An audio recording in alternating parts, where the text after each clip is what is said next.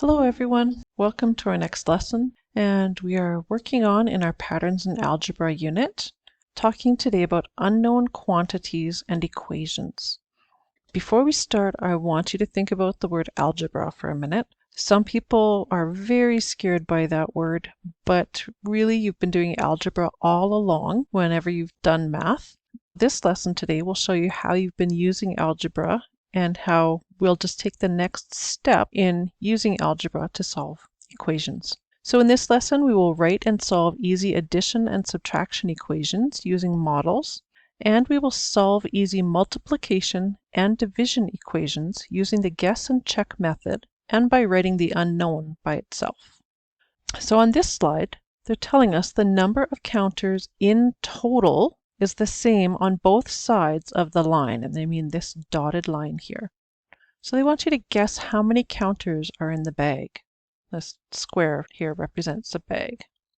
So counting on the right side where we can see all the circles, we have 1, 2, 3, 4, 5 circles over here, or 5 counters. So over here we can see 1, 2 counters. Well, 2 is not equal to 5, right? A not equal sign is like this, equal with a slash through it for not. 2 is not equal to 5, so we know that we must have some counters in this bag. How many could there be? Could there be just 1? Well, if there was, that would give us a total of 3 on this side, wouldn't it? So does 3 equal 5? No, it's still not equal. So let's draw one more. Now, how many do we have on the left side? We've got 1, 2, 3, 4. A total of 4. 4 still does not equal 5, so we're not done yet. Let's try one more counter. And with one more counter in the bag, we have 1, 2, 3, 4, 5. So now our two sides are equal. We have 5 on this side and 5 on the other side. So now we can finally get rid of this and say 5 equals 5. The two sides are equal. Here's the same question with different numbers. Guess how many counters are in the bag? Well, how many do we have on the right side? 1, 2, 3, 4, 5. If we have 5 on this side, we can see that we have 1 here. How many must we have in the bag to make the sides equal? 1, 2, 3, 4, right? Because here we have 1, 2, 3, 4, 5 will give us 5 on this side and 5 on the other side to make our two sides equal. Let's practice writing equations that represent pictures. Here we can see we have 2 apples plus some apples in the bag will equal 5 apples. Now we could just draw the remaining apples in the bag, or we could draw them in the box, but we know that we can find the answer to 2 plus something equals 5, and we can figure out what the something that goes in the box is.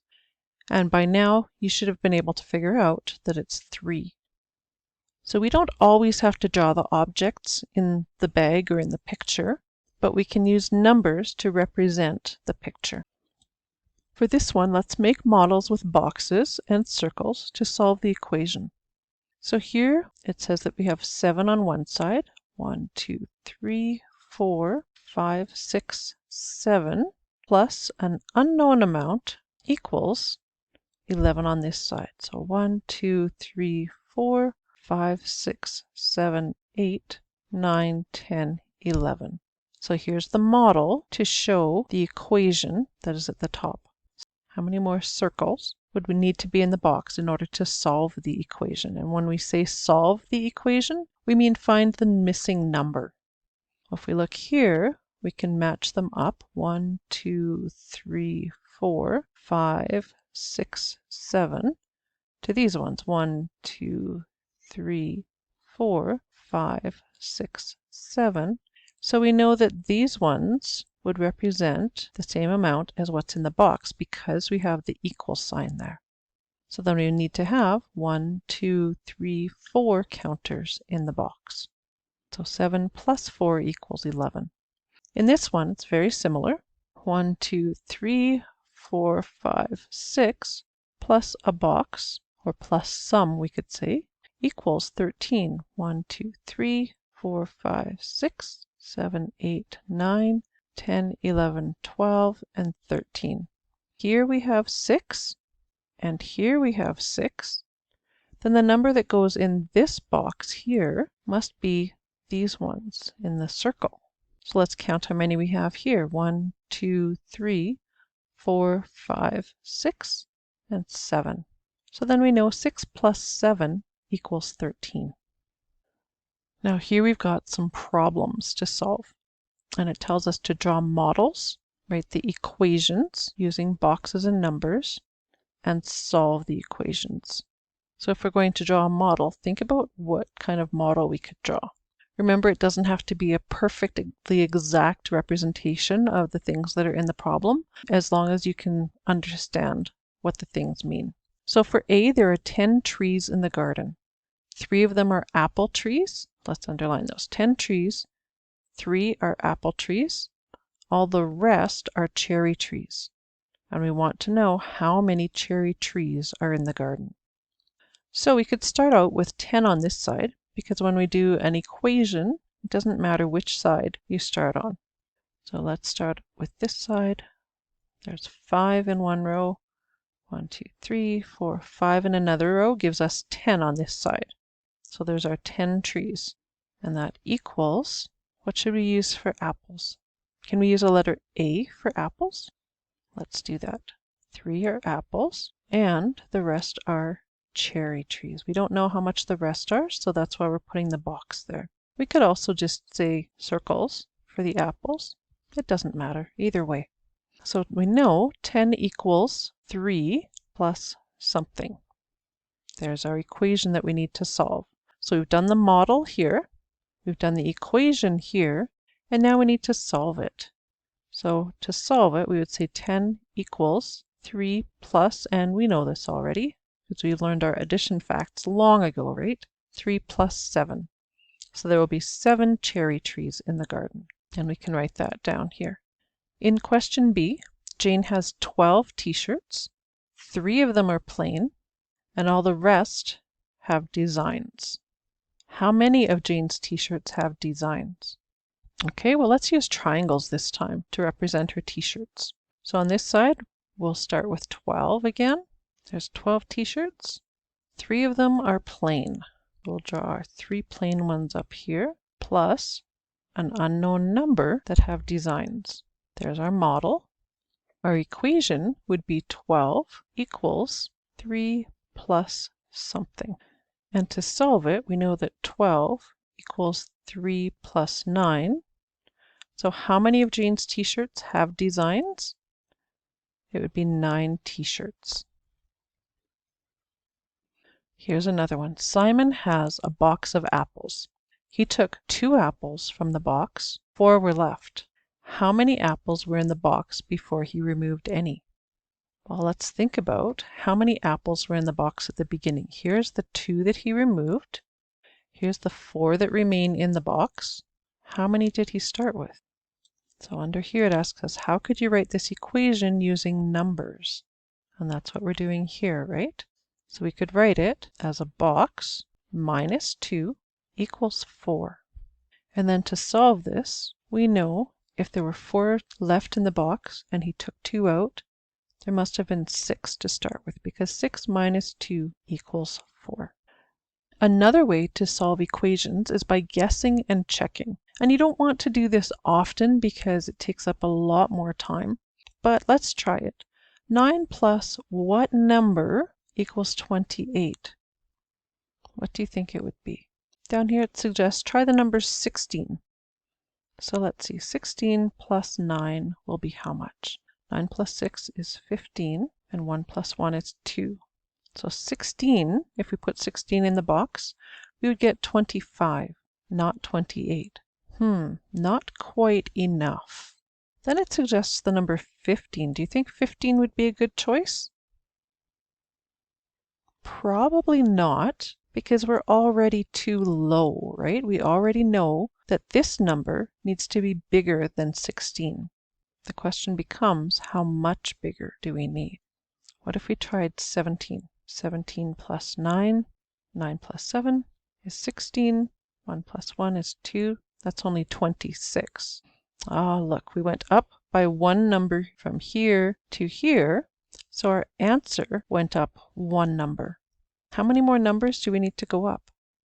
2 more numbers, yes. So let's take 2 more numbers from 17 and try that. 19 plus 9, 9 plus 9 will be 18, and 1 plus 1 will be 2, 28. There we go, we found the answer. So the answer that goes into here, the number that's missing, is 19. So we can do guess and check, especially when our numbers get bigger. Sometimes that's the easier way to solve equations, but sometimes it gets very tedious to do it that way as well. But we can also write equations for multiplication problems. Remember, the hint down here reminds us that 2 times means that some quantity will be 2 times as large. So here we've got 2 times 3, which will give us 6. Now notice the circles didn't get bigger, the amount of circles got bigger. Here we've got 2 times 1 square. 2 times 1 is 2. 2 times as many squares gives us 2 squares. Here they're asking us to draw the appropriate number of circles in the box. So we know 2 times something will equal this many circles. Well, let's figure out how many circles we have first.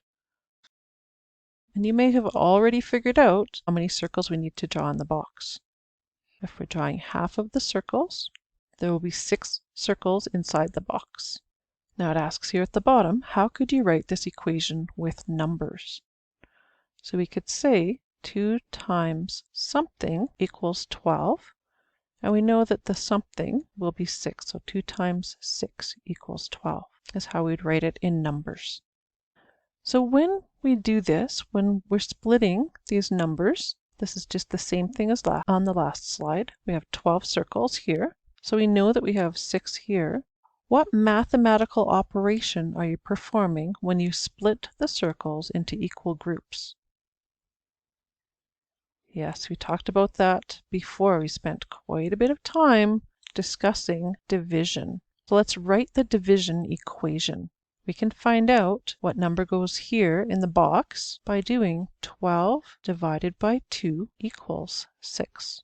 Then is the number of circles in the diagram the same as the number in the equation? This number the same as the number of circles here? And yes, it is. They haven't changed. We've just turned the equation around differently, so it's easier to solve. So here in these exercises, it asks us to solve the multiplication equation by rewriting it using division. So 3 times something equals 24. We know we can turn that around and say 24 divided by 3 equals 8. 3 times 8 is 24. 5 times what equals 45? We can rewrite that as 45 divided by 5 will equal 9. 6 times what equals 42?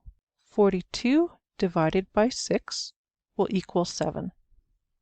And in the last one, 72 divided by 9 will equal 8. And again, if you're not sure about your multiplication facts, keep working at them. You'll get them.